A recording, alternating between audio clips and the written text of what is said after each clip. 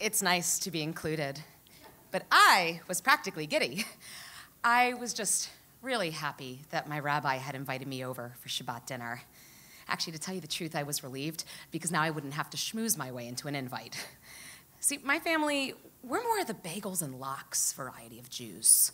Or my dad's family is. My mom is actually Catholic, and even though I've identified as Jewish since I was 12 years old, in Jewish tradition, your mom has to be Jewish for you to count, or you have to convert. And if you want to convert the right way, it's got to be with an Orthodox rabbi.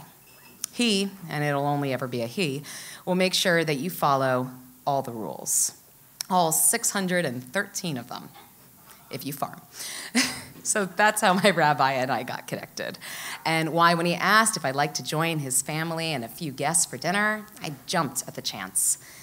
I wanted to be with the community, to celebrate and to talk.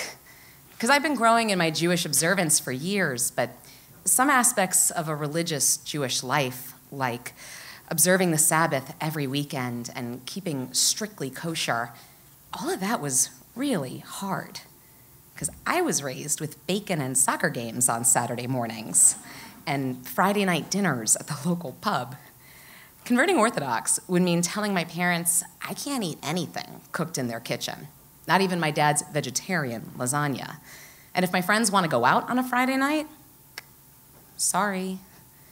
I know it sounds crazy, but there's a lot of people who will tell you that the only way for someone like me to really be Jewish is to be Orthodox. And being Jewish, it's as essential to my identity as being a woman or an American. How was I supposed to completely change my life and do it without alienating myself from family or friends? So I needed guidance, and my rabbi was my North Star. After dinner, he settled into a big chair in the living room, and I curled up on the couch and watched the dog do his best party trick.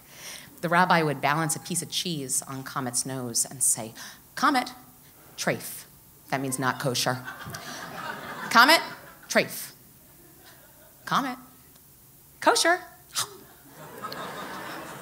So while the guests chatted and sipped their wine and Comet sniffed around for more treats, I lowered my voice and confided in the rabbi that I really wanted to observe halakha, Jewish law, but I was struggling. He thought for a moment and said,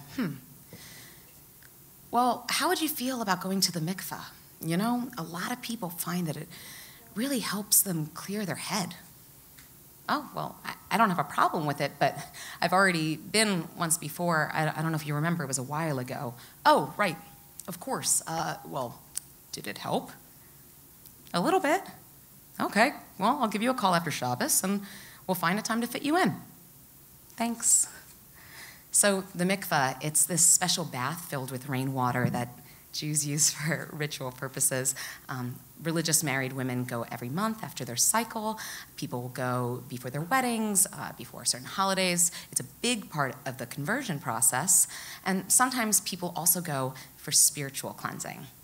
So the rabbi knew I was a little bit lost, and he reasoned that, maybe when I walked down the 7 steps into the water and I said the prayers and I submerged beneath the surface, I'd find my path. It wasn't a bad idea, or the first time he'd suggested it. And when I went a few years previously, it had been a really great experience. I remember waiting for my turn and then walking down this hallway into the room where you prepare to use the mikveh.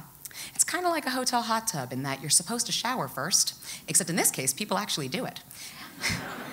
And they are thorough. This is not a quick rinse. You have never been so clean. You scrub, you shampoo your hair, you comb your hair, you remove your nail polish and cut your nails and take off your jewelry and makeup.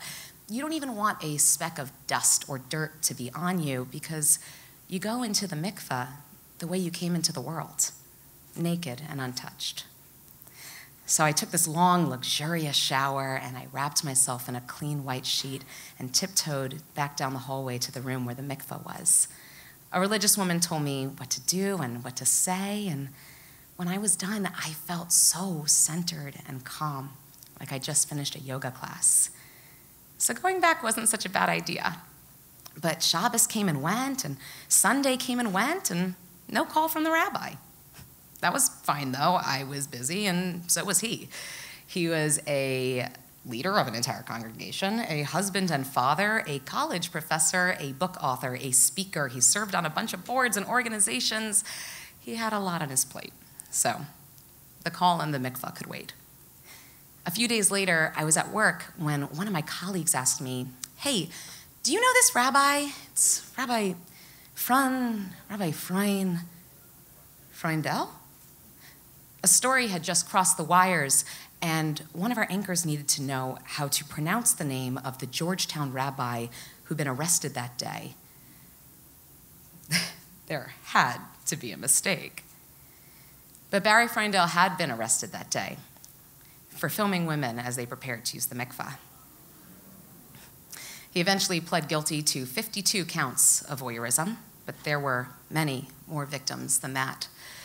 He filmed married women, his college students, righteous converts, a wife fleeing domestic violence who came to him for shelter, a woman who had suffered a devastating miscarriage and came to the mikvah for spiritual healing. And he filmed me. Me.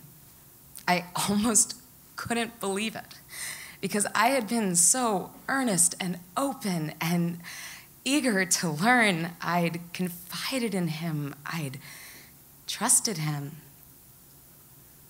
What he did went against everything I believed him to be, everything he told me to be. I don't pray in Georgetown anymore.